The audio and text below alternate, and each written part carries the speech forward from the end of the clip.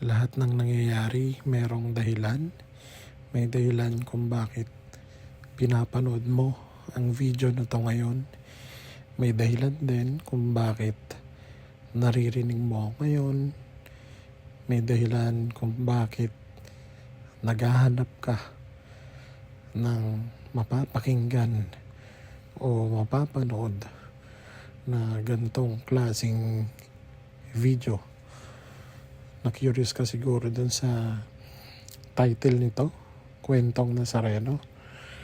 O kaya naman sadyang deboto ka ng mahal na Poong Jesus Nazareno at na-curious ka nung nakita mo yung thumbnail, nakita mo sa feeds mo o sa YouTube, sa Facebook. At ayun po. Ito pong napapanood nyo ay yung aking parang panata dahil ako po ay isang deboto ng mahal na Poong Jesus Nazareno at ako po ay naging OFW ngayon. So hindi na ho ako makadalaw sa simbahan ng Quiapo.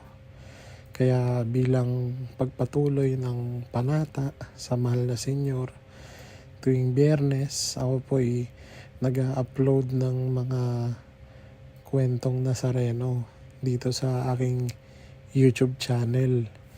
At ako po ay nag-share ng mga iba't ibang kwento, personal na experience, o kaya experience ng ibang tao, o kaya naman kwento mula sa Biblia na pwede nating ma-relate ngayon sa modern times o kaya sa current situation na mga nangyayari sa paligid.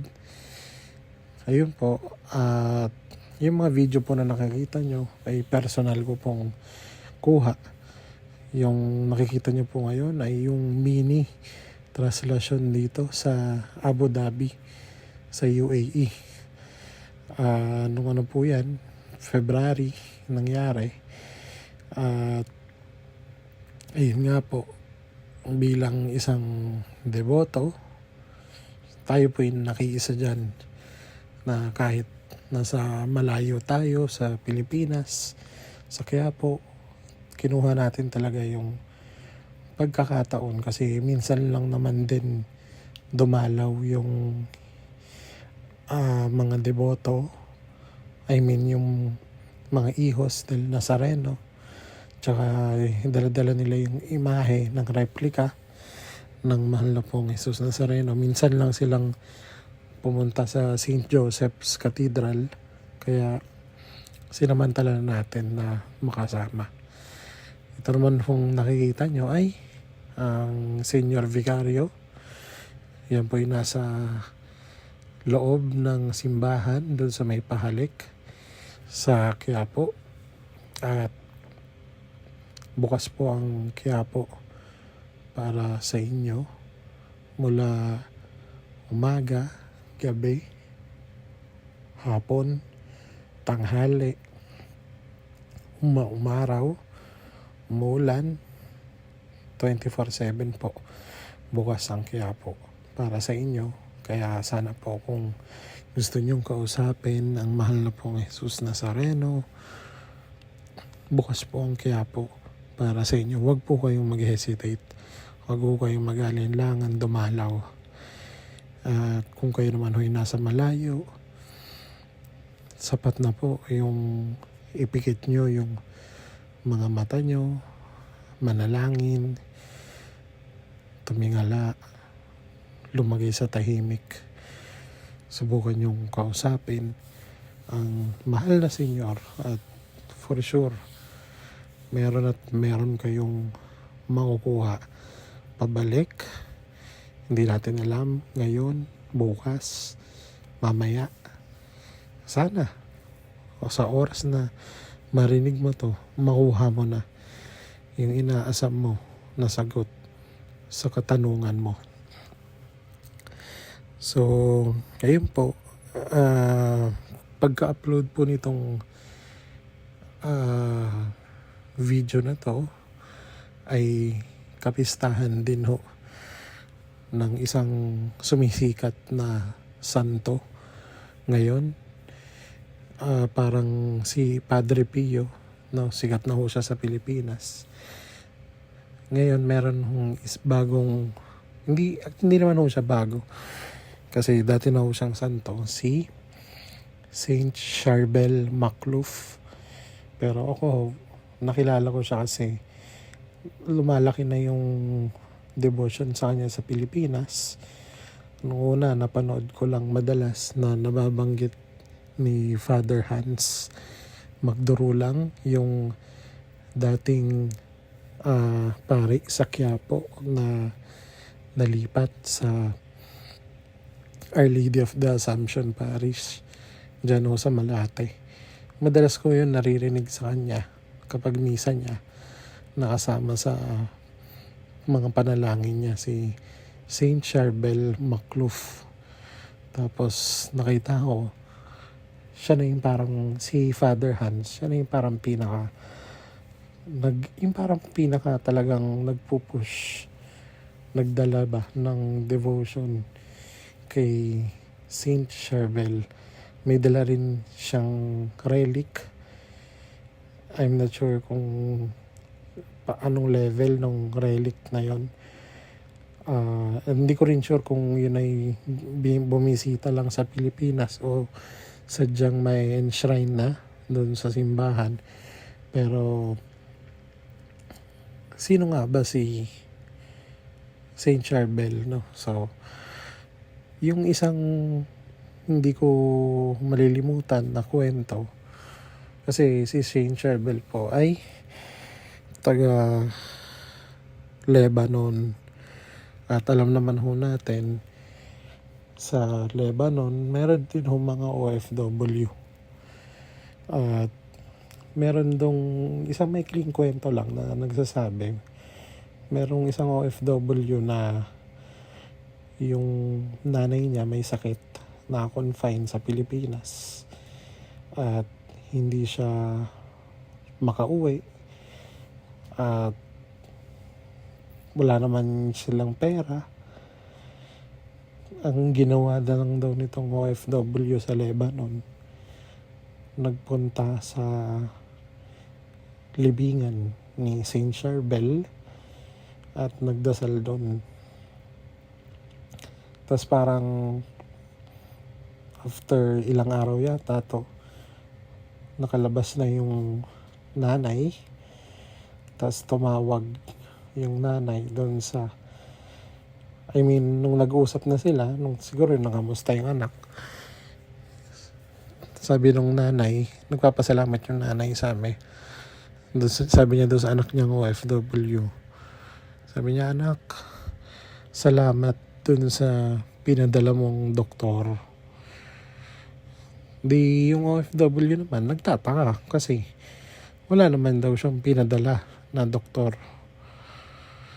Tapos nung dinescribe ng nanay, yung doktor daw ay yung naka-cloak na parang suot mismo ni Saint Charbel Makhlouf. Kaya yun, isa siya doon sa mga himala na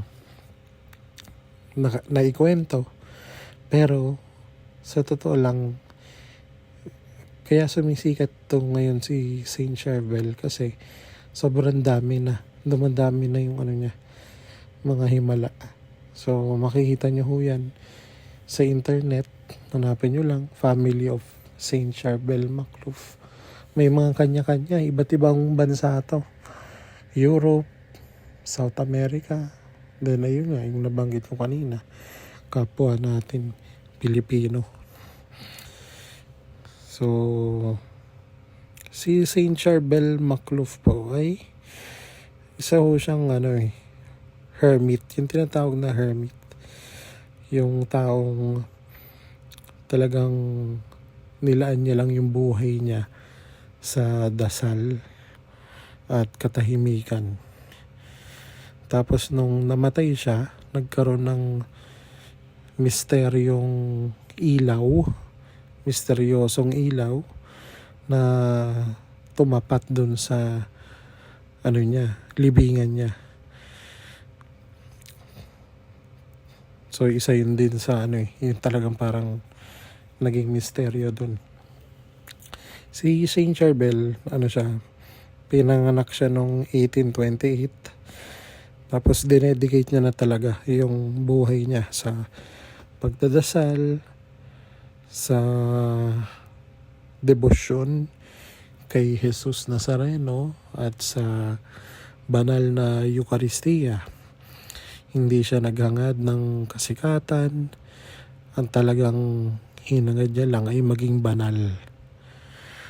Noong December 24, 1898, habang nag-celebrate ng misa, kasi pari siya. So habang nag-celebrate siya ng misa, December 24, 1898, na-stroke si Father Charbel. At namatay siya nung kinagabihan din. Ito'y bisperas ng Pasko. At siya'y nilibing kinabukasan din sa monasteryo sa Anaya, Lebanon. Tapos merong ang misteryosong nangyari. Nung gabi daw na yon, merong misteryosong ilaw ang tumatapat dun sa libingan niya. At nagtuloy-tuloy pa daw yon sa 45 na gabi. 45 consecutive nights. Kaya maraming mga taga doon ang talagang inusisa na sumilip. Mga pilgrims, pati yung mga chismoso, mga yan, umano na rin, tumingin. At sumikat na rin yung mga reports na yon. Kaya yung simbahan, in order nung simbahan na imbestigahan yung libingan ni Saint Charbel. At nung binuksan nila, may nakita silang kakaiba kasi yung katawan ay preserve pa rin. Walang senyales ng pagkakaagnas. Tapos meron din daw unusual na fluid. Yung mga karaniwang, alam niyo na yun, yung mga sa nakikita sa mga himala. Minsan pag yung mga umiiyak daw yung mga ganon, maimahe, ganon. And maraming daw yan, talagang dokumentado ng simbahan yung mga pangyayari na yan. Kaya yung mga pangyayari na yan, nagano talaga siya, nag-lead siya ng mga debosyon kay Saint Charbel. At after nga ng mga ilang dekada, may mga taong nagsasabi na gumaling sila nung sila ay humingi ng intercession at nagpadasal kay Saint Charbel. At yan ay talagang matagal din in-examine ng simbahang Katoliko. At noong 1965, si Pope Paul VI ay biniatify siya. At noong 1977, kinanonize niya rin si Saint Charbel Makhlouf. At talagang pinagmamalaki siya na si Saint Charbel daw ay isang modelo ng pagdarasal at kumpletong pakikipag-union sa Diyos. Kaya ngayon naman, ang mga pilgrims ay talagang pumupunta sa kanyang libingan sa Lebanon. So sabi nga doon, he lived hidden from the world. Yet after his death, God allowed extraordinary signs to point people toward Christ. Diba? So, Saint Charbel reminds us that God often glorifies those who seek no earthly glory. At marami hong dokumentadong mga pangyayari kay Saint Charbel. Sa tingin ko, si Saint Charbel yung susunod na Padre Pio sa Pilipinas. Kasi dati nung bata ako, hindi pa naman ganun kasikat si Padre Pio. Pero later on, meron ng Padre Pio sa Eastwood na sa pagkakaalam ko, parang pinagawa ng isang mayaman na deboto. Sa Quezon City yun, no? Tapos later on, sa Santo Tomas, Batangas, nagkaroon ng malaking shrine at yun ay national shrine na ngayon at pinasa na rin ng Pilipinas sa Vatican. Nag-a-apply po yun na maging pangalawang international shrine katulad ng sa Antipolo, yung International Shrine of Our Lady of Peace and Good Voyage. So yung Padre Pio sa Batangas pwedeng maging pangalawang international shrine kapag tinanggap ng Vatican yung application na ongoing na. At sa San Jose del Monte, merong dun sa may para siyang steps paakyat sa isang mountain. Doon, nakita ko bago lang siya na pinagawa. Parang rin siya, para kay Padre Pio. So sa tingin ko, si Saint Charbel magiging ganon din. Lalawak yung debosyon kay Saint Charbel. Maraming mga kilala sa kanya kasi nga sobrang dami niya ng natulungan.